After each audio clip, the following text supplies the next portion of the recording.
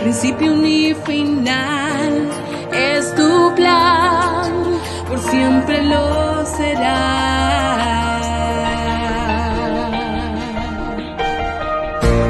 Tú no eres Dios creador por la humanidad, tú no eres dependiente de un hombre mortal, tú no eres Dios que tiene principio ni final, es tu plan, por siempre lo será.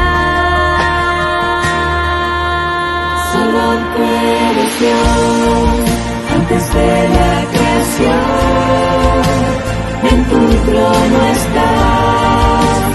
Solo tú eres Dios, y ante ti ofrecemos, Señor, todo nuestro amor. Solo tú eres Dios. Solo tú eres el camino, la vida y la verdad. Solo tú eres Dios, tu nombre por siempre durará. Solo tú eres Dios, mereces nuestra lealtad. Eres Dios y siempre lo serás. Solo tú eres Dios, antes de la creación, en tu trono estás. Solo tú eres Dios, y ante ti te ofrecemos, Señor, todo nuestro amor. Solo tú eres Dios. Santísimo, magnífico, altísimo, tú eres Señor. Santísimo, magnífico, altísimo, tú eres Señor. Solo tú eres Dios, antes de la creación, y en tu trono estás. Solo tú eres Dios, y entre ti te ofrecemos, Señor, todo nuestro amor. Solo tú eres Dios, solo tú eres Dios.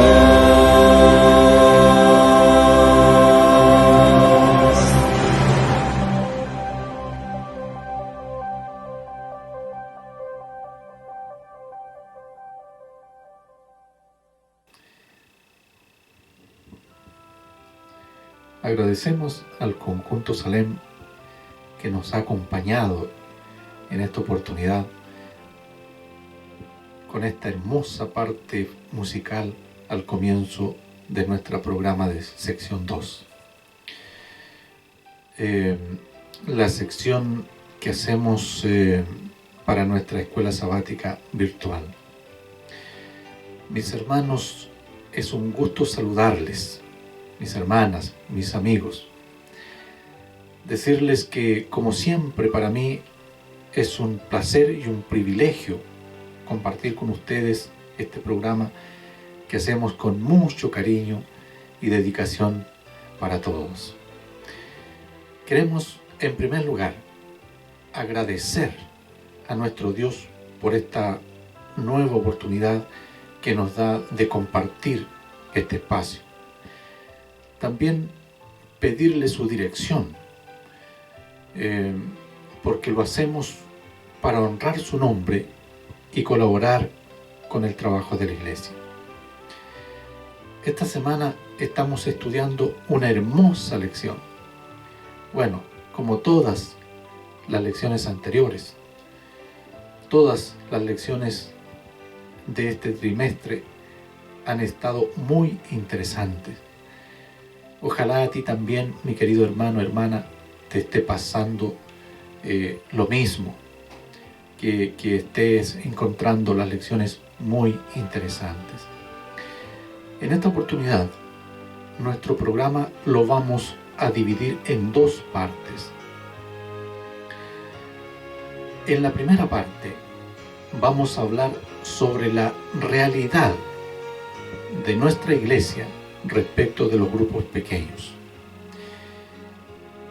Y en la segunda parte, como ya sabemos, haremos la sección 2 del formato, esta que enviamos el día viernes por medio de este video, y que busca producir contenido y reflexión para socializar, dialogar y planear el sábado a la hora del espacio del desarrollo de la lección. Mis hermanos, a propósito de formato, les recomiendo lleven para el sábado a la hora de la lección comentarios sobre experiencias espirituales, aprendizajes obtenidos, enseñanzas que poner en práctica, decisiones que han tomado para su vida espiritual, formas nuevas que encontraron en la lección para compartirlas durante el desarrollo de la conversación el día sábado.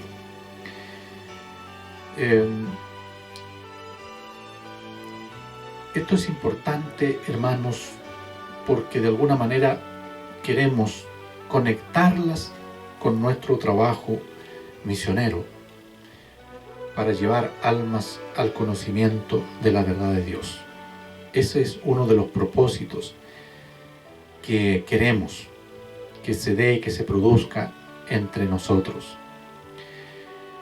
Este es el principal propósito que deben cumplir nuestras lecciones de escuela sabática en nuestras vidas, semana a semana. Muy bien, vamos a la primera parte entonces.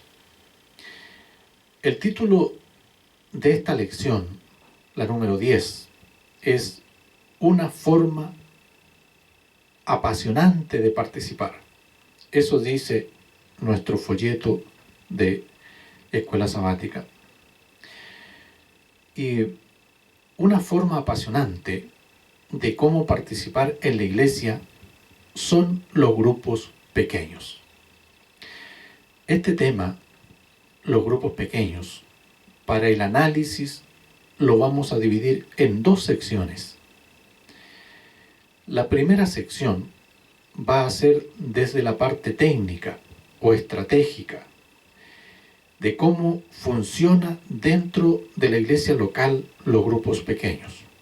O sea, en nuestra realidad. Lo que nosotros como iglesia local, la estrella, a eso me refiero, lo que hemos hecho respecto de este tema.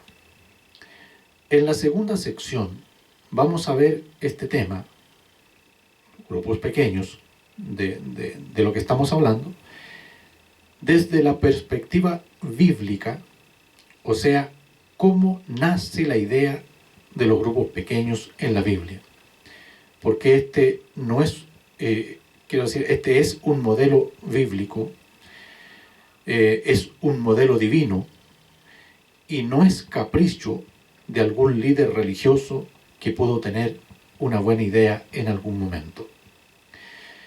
Muy bien, vamos a nuestra realidad local. Este tema es muy conocido para nosotros como iglesia y porque además no hace mucho tiempo que se dio mucha capacitación en nuestra iglesia sobre grupos pequeños y formación de líderes. Ustedes deben recordar eso. En videos anteriores presentamos un modelo simple de hacer evangelismo personal, utilizando las mismas lecciones de escuela sabática y el modelo de Cristo expresado en esas lecciones. Y en esa oportunidad te dije que por lo menos existían dos formas de hacer evangelismo dentro de la iglesia. Una es colectivo y otra es personal. Por cierto, hay más ideas. En esta oportunidad mostraremos un modelo colectivo de hacer evangelismo, porque de hecho es el tema de la lección de esta semana. Por lo tanto, no podríamos hablar de otra cosa en el plan colectivo o mostrarlo de otra forma, sino que es desde los grupos pequeños. Pero antes de entrar en materia, te voy a introducir este tema con un ejemplo motivacional. Ya sabes que vamos a hablar de grupos pequeños. No perdamos, por favor, esa idea.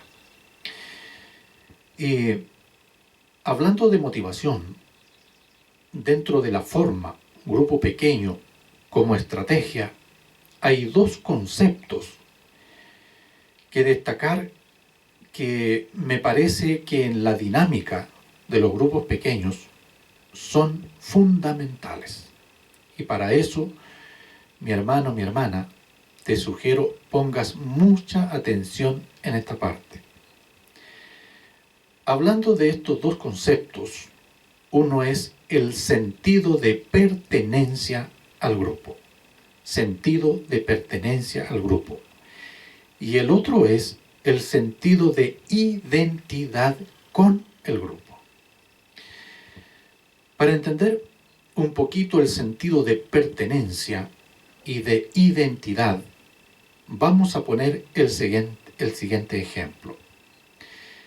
Aquí también, hermano, te sugiero pongas mucha atención, porque esto se trata de hacer relacionamiento entre el ejemplo y los conceptos.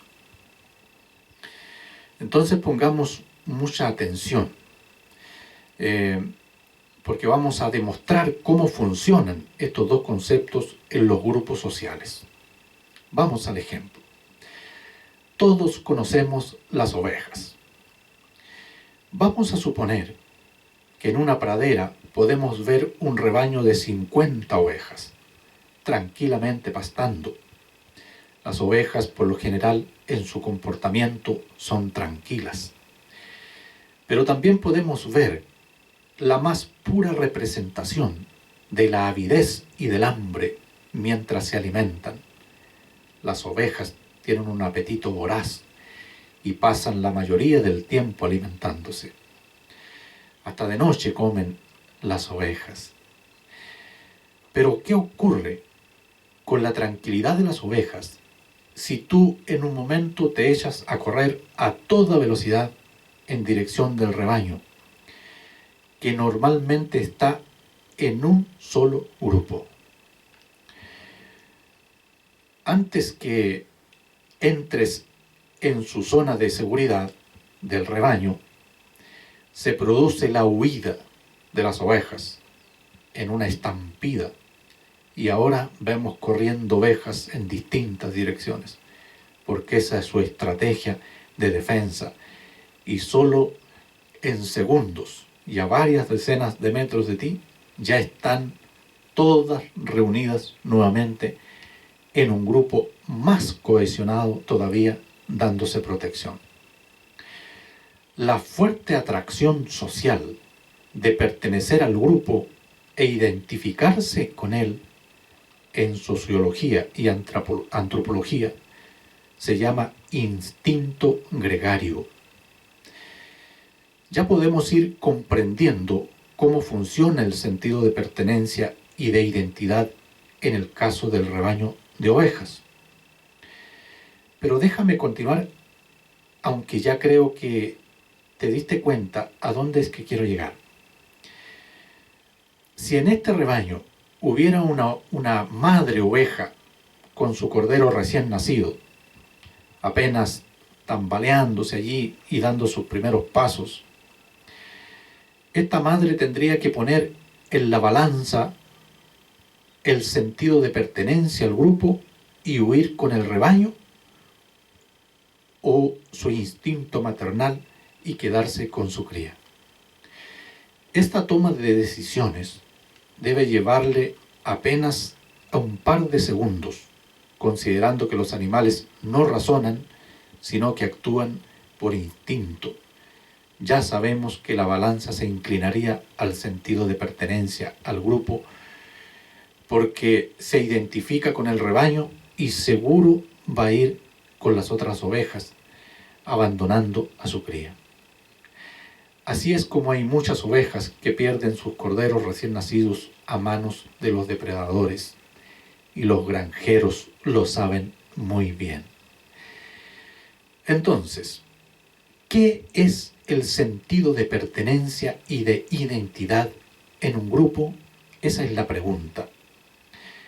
Para este caso, no vamos a entrar en definiciones tan elaboradas, sino simplemente vamos a decir que sentido de pertenencia al grupo es la fuerte atracción de formar parte de un grupo social, no importa la especie. Y el sentido de identidad sería todas las cosas en común o compatibles de un individuo con ese grupo. Creo, mis queridos, que ya está muy claro el sentido de pertenencia y de identidad para formar parte de un grupo social. Entonces, ahora dirijamos nuestra atención solo y únicamente a los grupos pequeños de nuestra iglesia. Yo no te voy a hablar aquí en esta oportunidad de definiciones de cómo funcionan los grupos pequeños, cómo formar grupos pequeños. Además, por dos razones: el tiempo no nos da, y porque de este tema en la iglesia, cuando hacíamos capacitación sobre evangelismo, dijimos todo lo que aquí por falta de tiempo ya no voy a repetir, y por lo demás hay mucha literatura con la que la iglesia cuenta para investigar sobre este tema. Cuando estábamos en el proceso de conformación de grupos, yo les presenté a ustedes dos formas o criterios de cómo constituir los grupos pequeños para nuestra iglesia. Una forma o criterio fue por situación geográfica, y que se refería a que los integrantes de los grupos vivieran lo más cercanos unos a otros por un tema de reunirse, cuando les tocara las reuniones. Y la otra era por compatibilidad entre las personas, por sus intereses comunes entre los integrantes. Por decir algo, por referirnos a alguna situación puntual. Esto pretendía, en el último caso, la facilidad de ponerse de acuerdo para definir algún proyecto misionero, para que el grupo desarrolle, entre otros, y un sinnúmero de actividades más. Es más fácil cuando hay compatibilidad entre los integrantes del grupo. Es más fácil llegar a acuerdos, establecer ciertas actividades para desarrollar. Yo creo es bueno, hermanos, señalar que los grupos que conformamos, que tenían un triple propósito, y que los vamos a mencionar rápidamente, como clases de escuela sabática, han funcionado hasta este momento muy bien en nuestra iglesia.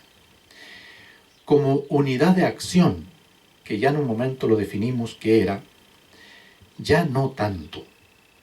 Como grupos pequeños, me consta que algunos se reunieron varias veces, trazaron algunos planes. La gran propuesta era que cada grupo pequeño desarrollara un proyecto misionero de extensión a la comunidad. Y dimos ejemplos en ese tiempo, recuerdo, visitación, ayuda a los más pobres, cursos sobre cocina, ferias de la salud, y, en fin. Habían varias sugerencias que se dieron esa oportunidad para que fuera el proyecto misionero del grupo de extensión a la comunidad. Yo sugiero, hermanos, que en vista y considerando estos dos conceptos desarrollados y de gran impacto, me parece a mí, me refiero al sentido de pertenencia y de identidad que definimos recién, me parece que es interesante para los integrantes y que se considere reestructurar los grupos y retomar la actividad, mis hermanos. Porque estoy pensando en que si tú no tienes muchas cosas en común con el grupo donde estás, muy difícil es que te sientas identificado con él. Sería como pertinente pensar en dos cosas: retomar la actividad y a lo mejor reestructurar los grupos, ahora con este enfoque que dimos de estos dos conceptos.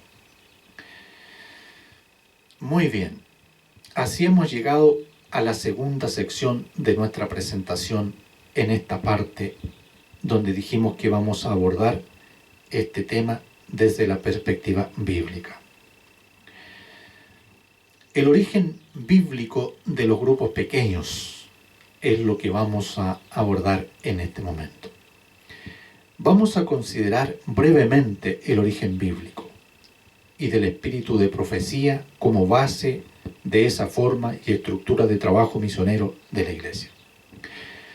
Daremos una pasada rápida para conocer los grupos pequeños en el Antiguo Testamento y nos detendremos un poquito más en el Nuevo Testamento y luego veremos en forma breve también lo que nos dice la sierva de Dios sobre grupos pequeños. Muy bien, abramos para eso nuestras Biblias. Allí en el primer libro de la Biblia, en la primera página de la Biblia también, en el capítulo 1 de Génesis, vamos a ver allí en el capítulo 1 de Génesis, y en el versículo 1, en el capítulo 1 y en el versículo 1. A ver si logro poder hacer varias cosas al mismo tiempo. Génesis en el capítulo 1 y en el versículo 1. Dice así la palabra de Dios. Estoy leyendo en mi Biblia aquí. En el principio creó Dios los cielos y la tierra. Eso dice Génesis 1:1. En el principio creó Dios los cielos y la tierra. Mis hermanos, para ver el origen y el comienzo de la forma o figura de los grupos pequeños, es que leímos este versículo. Dice el texto: en el principio creó Dios los cielos y la tierra. A lo largo de toda la historia cristiana, los investigadores bíblicos han visto y coincidido en este texto que se hace mención al concepto de deidad en tres personas: Padre, Hijo y Espíritu Santo. Y en Génesis 1:26, Génesis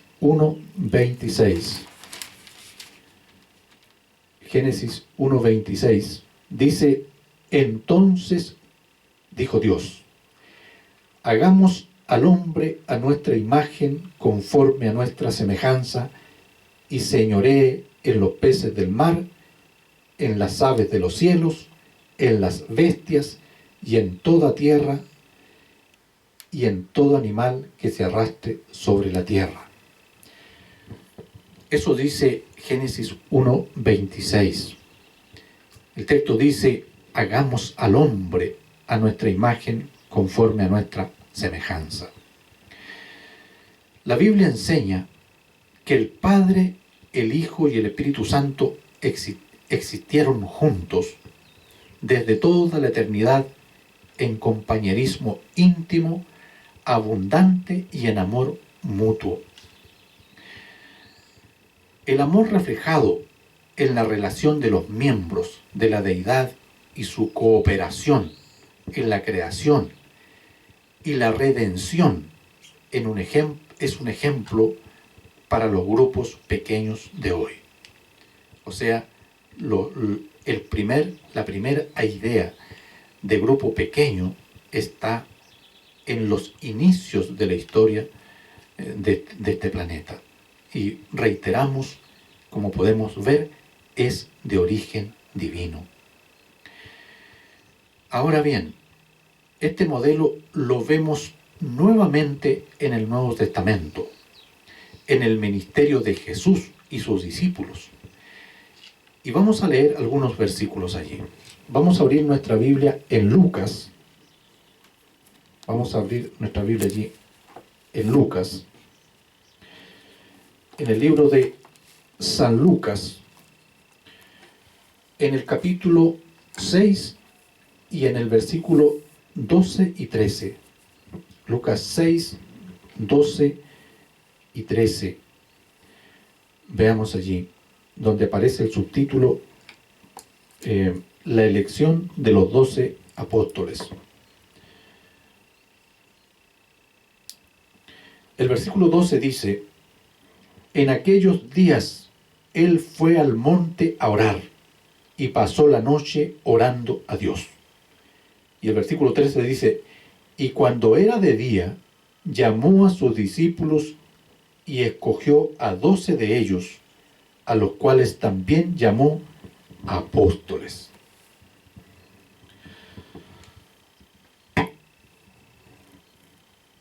Mis apreciados, Lucas 6, 2 y 13 registra, como acabamos de leer,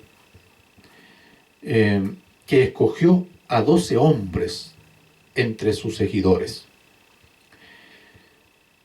Recordemos que Jesús tenía muchos seguidores, que sin duda fueron todos aquellos que Jesús en algún momento les brindó su ayuda con amor. Yo me imagino que esto fue así porque el texto dice que después que solucionaba sus necesidades, Jesús a la gente, y se ganaba su confianza, les decía, sígueme. Yo me imagino que había mucha gente, muchos discípulos que seguían a Jesús. Pero no a todos sus seguidores llamó para discipularlos, o sea, para prepararlos para su ministerio. Antes de elegirlos, el texto dice que pasó la noche orando. El verso 12 dice eso. Un dato interesante, mis hermanos, para las comisiones de nombramientos, cuando se disponen a elegir juntas de iglesia. Orar mucho antes de nombrar.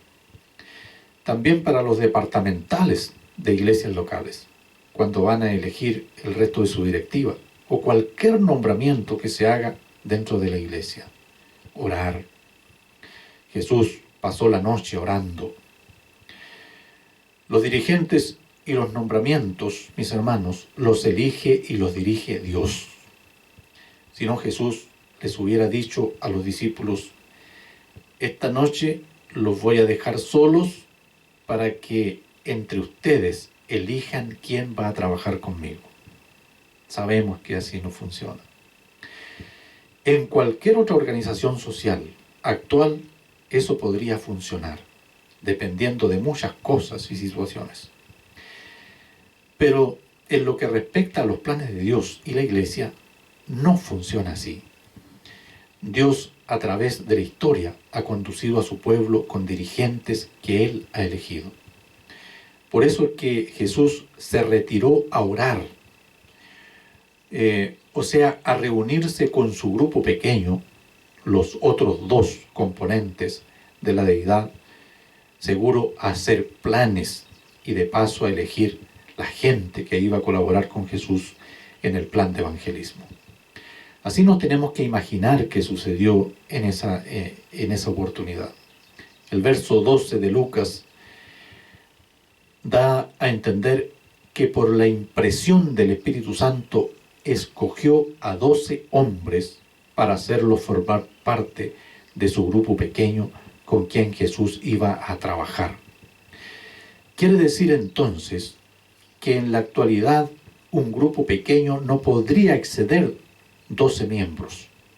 Y creo que esto podría ser aceptable en iglesias grandes, sobre que 100 miembros, 200 miembros, de 100 para abajo creo, de 6 a 8, y eso en mi manera de pensar. ¿Y por qué en mi manera de pensar? Porque en la experiencia que yo tengo, en el manejo de grupo de trabajo, mientras más reducido es el grupo, se trabaja mucho mejor y trabajan todos. Pero en el territorio de Jesús, o que Jesús planeaba abarcar, era sin duda más que el que abarca una iglesia local. Esa sería la razón por la cual Jesús tal vez eligió a 12, y en ese caso podríamos decir que nos parece poco. Pero yo trato de entender el mensaje para nosotros en esta forma de Jesús, y es que un grupo pequeño de hermanos de una iglesia local actualmente, con un buen plan de trabajo de extensión, mis hermanos, podrían abarcar un gran territorio. Dentro de los grupos pequeños de Jesús podemos encontrar a Pedro, Santiago y Juan, que al mismo tiempo fueron como los más cercanos, me imagino, porque en las historias fueron los más protagonistas. Muy bien, pero aquí es donde me parece a mí relevante la historia, para lo que a nosotros nos interesa. O por lo menos a mí, por lo de la eficiencia y la eficacia que deben representar los grupos pequeños en la iglesia. En este momento voy a presentar esta idea basada en las lecturas complementarias que yo normalmente hago para cada lección. Ponga mucha atención, mi hermano, hermana, en la secuencia que yo voy a relatar. Después del nombramiento que Jesús hizo para formar su grupo pequeño, los llamó a todos, se reunió con ellos, y lo primero que hizo Jesús fue orar con su grupo. Y la oración seguro fue dirigida al Padre, al Espíritu Santo, presentando a Dios, sus colaboradores y su plan de trabajo. Luego de orar, compartió la palabra de Dios con ellos. Comieron juntos. Hay que leer el relato completo. Compartieron su vida y participaron en la misión de Cristo. Con estos enunciados que acabamos de hacer, mis queridos, podríamos predicar un sermón de 2 horas como mínimo para analizar paso a paso esta secuencia del procedimiento de Jesús.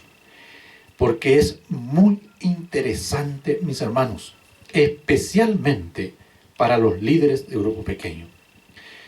Pero si bien, o sin embargo, podemos concluir que Jesús, después de presentar a Dios sus colaboradores y su plan, comenzó un largo camino de capacitación para aquellos que había elegido comprendieran el plan y su misión.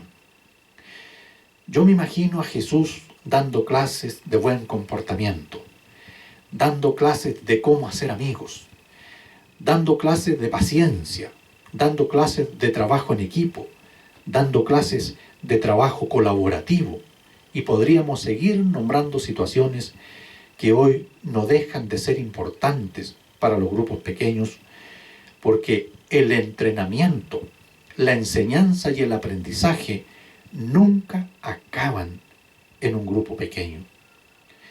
Comían juntos, compartían juntos. ¿Qué te dice eso, mi hermano, mi hermana, respecto de tu grupo pequeño? ¿O será que no es necesario? Si no lo ves así, deberías fundamentar. La forma, que al mismo tiempo es fórmula de parte de Dios, no ha cambiado y siempre va a ser la misma.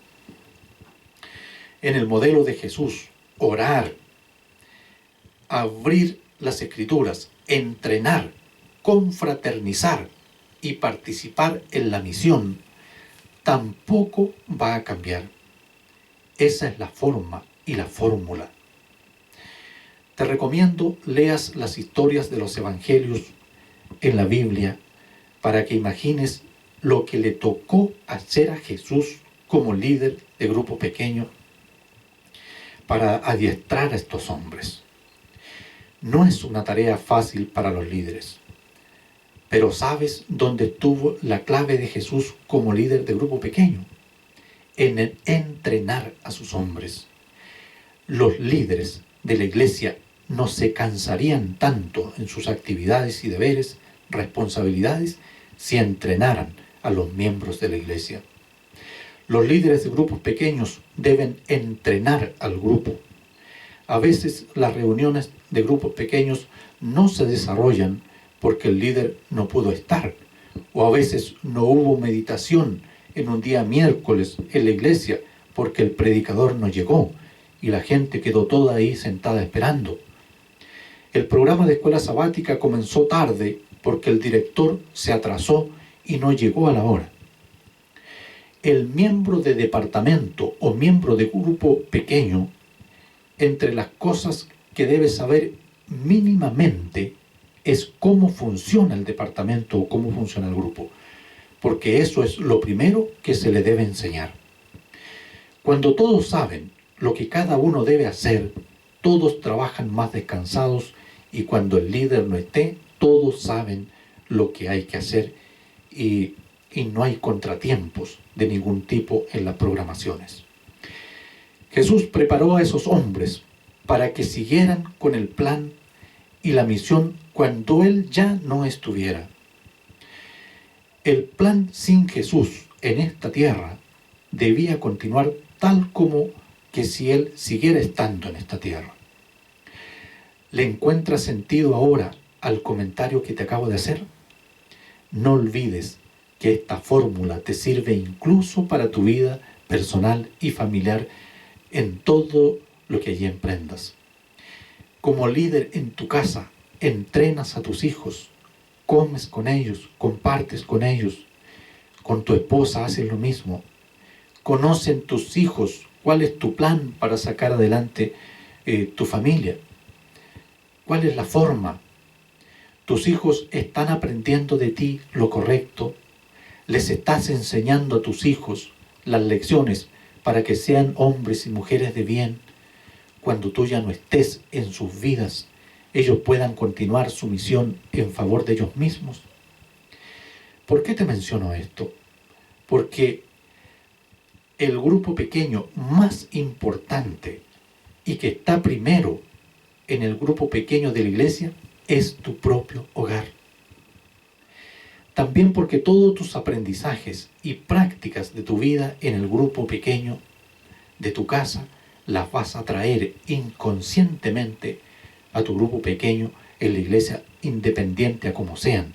Eso yo no lo sé, pero sí sé que en el grupo va a influir.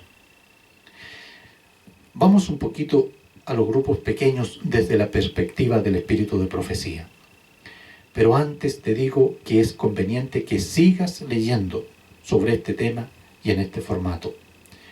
Si tú ingresas en el buscador en internet y colocas allí Ellen White y los grupos pequeños, te va a aparecer una gran cantidad de documentos que te hablan de esa materia. Vas a encontrar muchas citas y otros autores que han escrito libros sobre grupos pequeños y que citan a la autora. Material bibliográfico sobre el tema de grupos pequeños hay mucho. Para que no creas o te quedes con la idea de que lo que te mostró el folleto esta semana es todo. No es así, y hay mucho más que leer y estudiar sobre ese tema. Veamos entonces lo que dice la sierva de Dios al respecto. Encontré una cita de Ellen White en un libro del pastor Russell, o Russell, como aparece escrito. Allí dice algo que me parece muy importante y muy decidor para el tema que estamos desarrollando en esta oportunidad. Te voy a leer aquí la cita, la tengo apartadita, marcadita para compartirla contigo. Dice allí Ellen White respecto de los grupos pequeños. La formación de grupos pequeños como base del esfuerzo cristiano me ha sido presentada por uno que no puede errar. Mire qué interesante. ¿Quién es el que no puede errar? Es Dios. Si hay muchos miembros de iglesia, organícense en grupos pequeños para trabajar no solo por los miembros de la iglesia, sino en favor de los incrédulos, dice la sierva de Dios. Si en algún lugar hay solamente 2 o 3 que conocen la verdad, organícense en grupos de obreros, mantengan íntegro su vínculo de unión, cerrados en sus filas por el amor y la unidad, estimulándose unos a otros a progresar, adquiriendo cada uno valor, fortaleza y ayuda de los demás. Revelen la tolerancia, dice la sierva de Dios, y la paciencia, esa que manifestó Cristo, y evitando las palabras apresuradas, usen el talento del habla para edificarse unos a otros en santísima fe. Trabajen con el mismo amor que Cristo en favor de los que no están en el redil. La lectura continúa. Es muy interesante. Ojalá ustedes pudieran encontrarla allí. Mis queridos hermanos, podríamos seguir leyendo y argumentando, pero debemos decir que hemos llegado al final de esta presentación. Mis queridos, en cada programa, al final te hago un llamado, pero no lo anuncio, porque se entiende que es un llamado, pero en esta oportunidad lo voy a mencionar. Mi hermana, mi hermano, en esta hora quiero hacerte un llamado que tiene que ver directamente con la misión de la iglesia y de nuestras responsabilidades cristianas. Esos 2 elementos yo quisiera considerar. Y para iniciar esta última parte, me voy a tomar de un razonamiento de uno de los expositores del Simposio de Espíritu y Profecía y Misión de la Iglesia, que cuando lo escuché, y no sé si tú también recuerdas, cuando lo escuché, literalmente me estremeció y me dejó pensando hasta ahora, y dijo lo siguiente: mis hermanos, para Jesús es urgente volver a esta tierra a buscar a sus hijos. Por eso Jesús dijo en una oportunidad: he aquí que vengo en breve. Por eso entendemos que para Jesús es urgente venir a buscar a sus hijos. Eso es un asunto de urgencia. Jesús ya no quiere ver sufrir a sus hijos en esta tierra. Él quiere volver antes a buscarnos a ti y a mí. Por otro lado, siguiendo la idea del mensaje que dio este pastor, Satanás, el enemigo de Dios, tiene urgencia y despliega todo tipo de mal para esta tierra y los hombres, porque sabe que le queda poco tiempo. Para el diablo, el trabajo es con urgencia. Por eso es que cada día aparece más maldad sobre esta tierra. Y lo que nos toca ver es más impactante y doloroso cada día. Y yo quiero hacerte una pregunta, mi hermano y mi hermana, en esta hora. Si para Dios es urgente venir a buscarnos, para Jesús es urgente venir a buscarnos, y por otro lado, para el diablo es urgente sembrar cada día más mal sobre este planeta, porque le queda poco tiempo. Y yo te pregunto a ti, querido, ¿estamos nosotros, o le estamos dando nosotros urgencia también a la parte que nos toca hacer? ¿Qué opinión te merece que sepas que para Jesús es urgente venir a buscarnos? ¿Qué opinión te merece que Satanás use este tiempo libremente y también con urgencia, causando cada día más daño? ¿Qué opinión tienes sobre el trabajo que hacemos en la iglesia a objeto de mantener la unidad como cuerpo de Cristo y ayudar a rescatar algunas almas de esas que cada día el enemigo se cobra y que no alcanzan la misericordia y el perdón de Dios por no haber alcanzado a conocerlo? ¿Qué pasa con nosotros? ¿Qué pasa contigo y conmigo? No basta ver todo este desastre a nuestro alrededor, sabiendo que son las señales de nuestro Señor Jesús que nos dejó previo a su regreso. ¿Qué más esperamos ver para reaccionar? ¿Será que nos sentimos cómodos viviendo así en esta miseria? Porque nos cuesta creer que haya una vida mejor que esta. Pasamos pendiente de las señales de los últimos tiempos y decimos, será predicado el Evangelio del reino en todo el mundo y entonces vendrá el fin. Pero yo te digo, hermano, y te invito a hacer el siguiente razonamiento. Dios tiene un plan y nosotros lo sabemos. Mira, esto es importante. Dios no nos va a esperar toda una vida. Dios nos va a esperar dentro del tiempo de su plan. Y déjame decirte una cosa. Jesús no ha venido a esta tierra por falta de señales. Jesús no ha venido a esta tierra porque todavía el Evangelio no ha sido predicado a todo el mundo. No, porque a Dios le bastaría una sola palabra y mandaría a sus ángeles a predicar el Evangelio a este planeta. Y eso sucedería lo mismo que le llevó crear este mismo planeta. Yo te voy a decir, mi hermano, mi hermana, porque Jesús todavía no ha venido, porque nosotros no hemos cumplido el único requisito que Él nos pide para ir al cielo, y mientras eso no suceda en nosotros, Él no va a venir todavía, y eso es nuestro cambio de carácter. Jesús te dice todos los días, hijo, vamos ya es hora, hemos pasado mucho tiempo aquí, yo ya no quiero verte sufrir, pero así yo no te puedo llevar. Tienes que cambiar tu carácter, nos dice Jesús todos los días.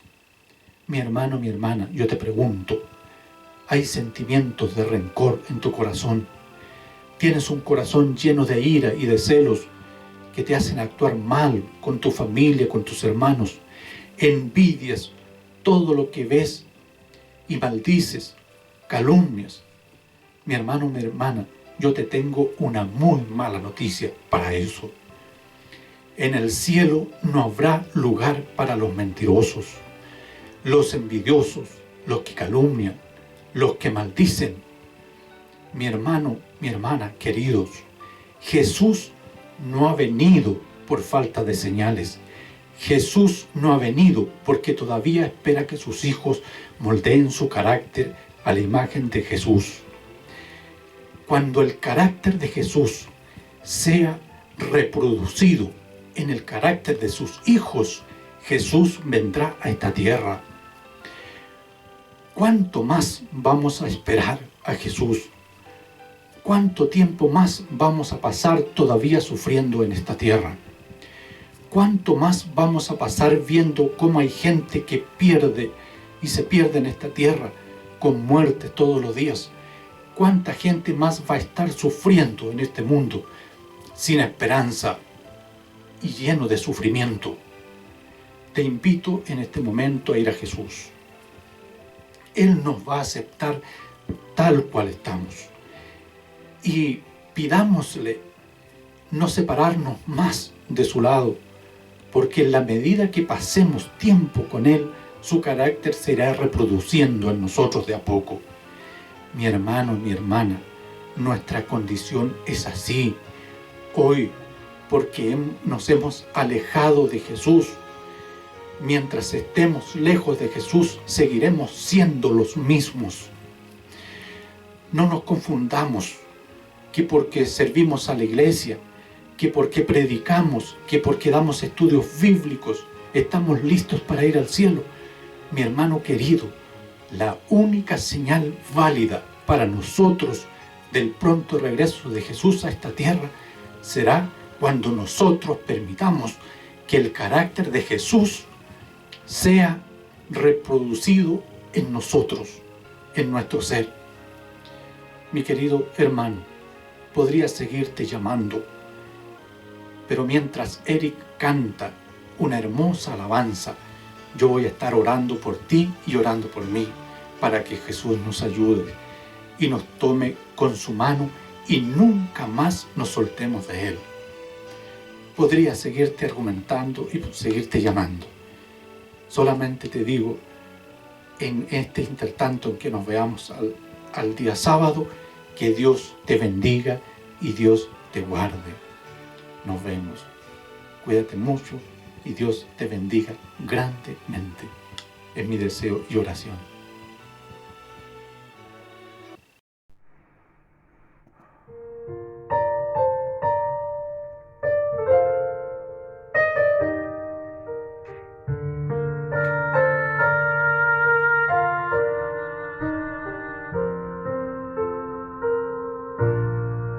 Cada día puedo ver rostros tristes sin amor, con cansado corazón, sin saber por dónde ir, ocultando en su interior penas y dolor. Su reír es exterior, solo Dios comprende. Necesitas tú, necesito yo, necesitas de Jesús. Él es la respuesta. Necesitas tú, necesito yo, necesitas del amor de Dios.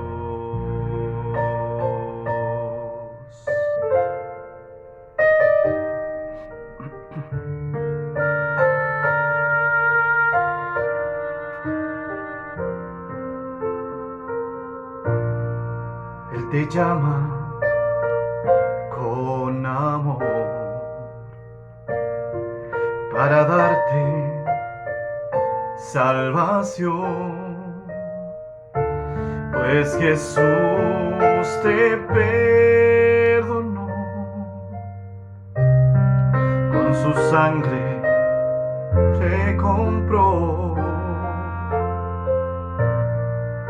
por su gracia y por su amor. Él te liberó